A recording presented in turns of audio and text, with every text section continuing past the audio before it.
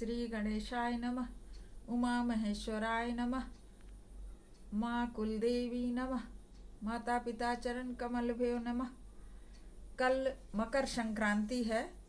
सूर्य देवता धनु राशि से मकर राशि में प्रवेश करेंगे।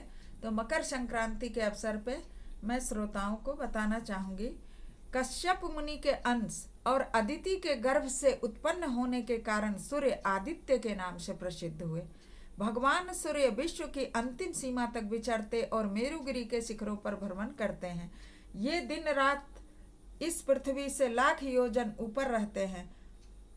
सूर्य 12 स्वरूप धारण करके 12 महीने में 12 राशियों में संक्रमण करते हैं। मतलब 30 दिन में एक राशि से दूसरे राशि में परिवर्तन करते हैं, उसी को संक्रमण कहते हैं।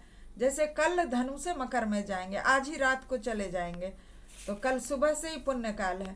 उनके संक्रमण से ही संक्रांति होती है, जिसको सभी लोग जानते हैं।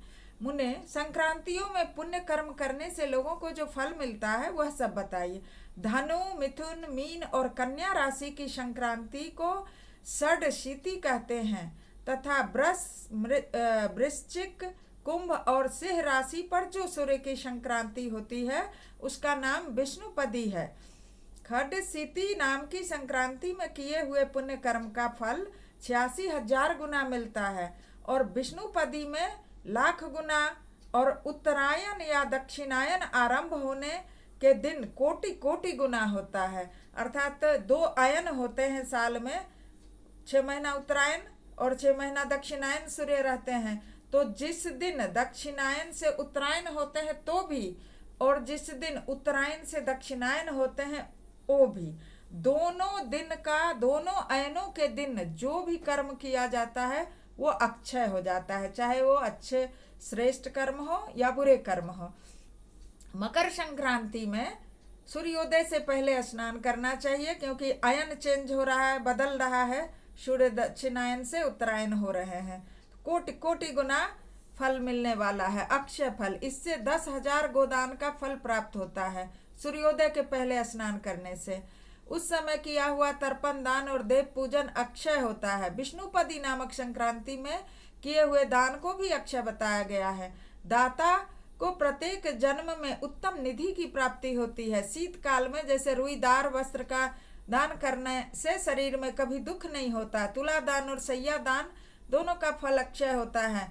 माघ मास के कृष्ण पक्ष की अमावस्या को सूर्योदय से पहले जो तिल और जल से पितरों का तर्पण करता है वह स्वर्ग में अक्षय सुख पाता है।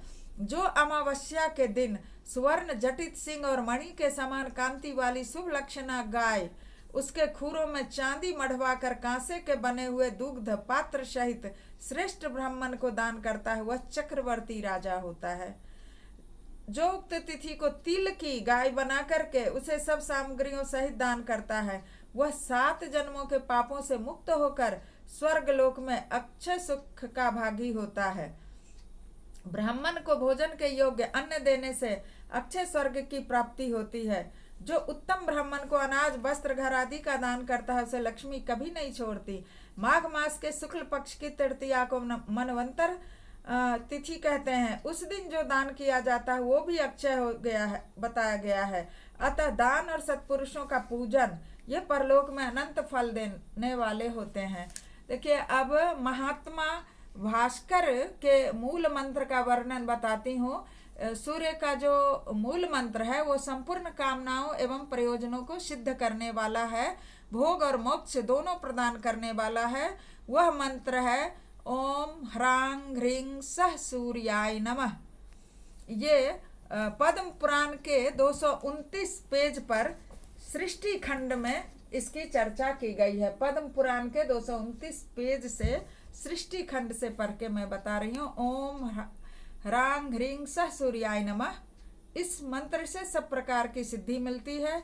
निश्चित बात है, इसके जप मात्र से रोग नहीं होते, किसी प्रकार के अनिष्ट का भय नहीं होता। यह मंत्र न किसी को देना चाहिए, न किसी से चर्चा करनी चाहिए। जो अभक्त हैं, पाखंडी हैं, लौकिक व्यवहारों में ज्यादा आसक्त रहते हैं।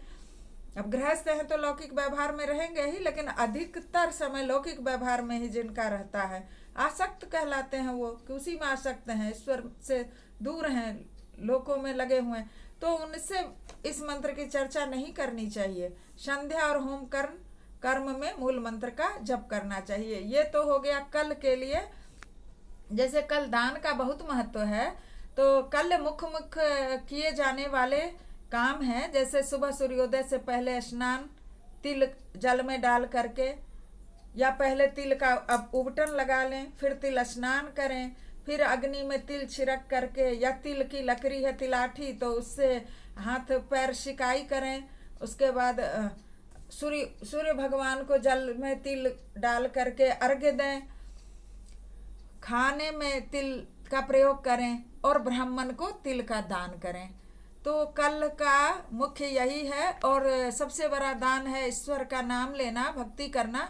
तो सूर्य का ये मूल मंत्र का जप करें, या राम राम कुछ भी दान करें, ईश्वर भक्ति भजन दान कर कल जो करेंगे, क्योंकि कल सूर्य अयन परिवर्तन हो रहा है, वो अक्षय फल देने वाला होगा। यदि सुंदर कांड का पाठ कर लेंगे तो कम से कम 6 महीना तो उनका सुंदर हो जाएगा। बोलिए भगवान सूर्य की जय।